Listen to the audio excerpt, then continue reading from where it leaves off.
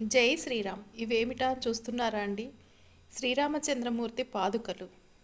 అవును, జగదాభిరాముడు, సకల సద్గుణ శోభితుడు, ఏకపత్ని వ్రతుడు, కౌసల్యపుత్రుడు అయిన శ్రీరామచంద్రుని జన్మభూమి అయోధ్యలో రామమందిరం నిర్మాణం జరిగింది. అయోధ్యలో రామయ్య కొలువు తీరనున్నాడు.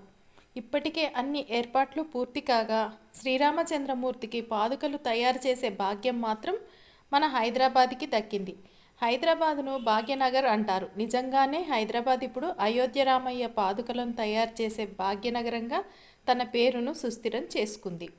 శ్రీరామచంద్రుడికి 2 జతల బంగారు పాదుకలను కూడా హైదరాబాద్ నుండే తయారు చేసి పంపించడం నిజంగా సువర్ణ అవకాశం అని చెప్పాలి. ఇప్పటికే 1 జత పాదుకలను భక్తులు శ్రీరామ భజనలతో పాదయాత్రగా తీసుకెళ్తున్నారు. మరో జతను నేడు ఉదయం గగన మార్గాన విమానంలో బయలుదేరుతున్నాయి. సుమారు 13 కేజీల బరువుతో వెండిపైన బంగారు తాపడంతో రూపొందించిన 2వ జత పాదుకలను చాలా అందంగా రూపొందించారు. 25 రోజుల పాటు శ్రమించి శిల్పులు అత్యంత వైవిధ్యభరితంగా వీటిని తయారు చేశారు. వీటిని చూస్తేనే చాలండి, మోక్షం పొందొచ్చు. జై శ్రీరామ్.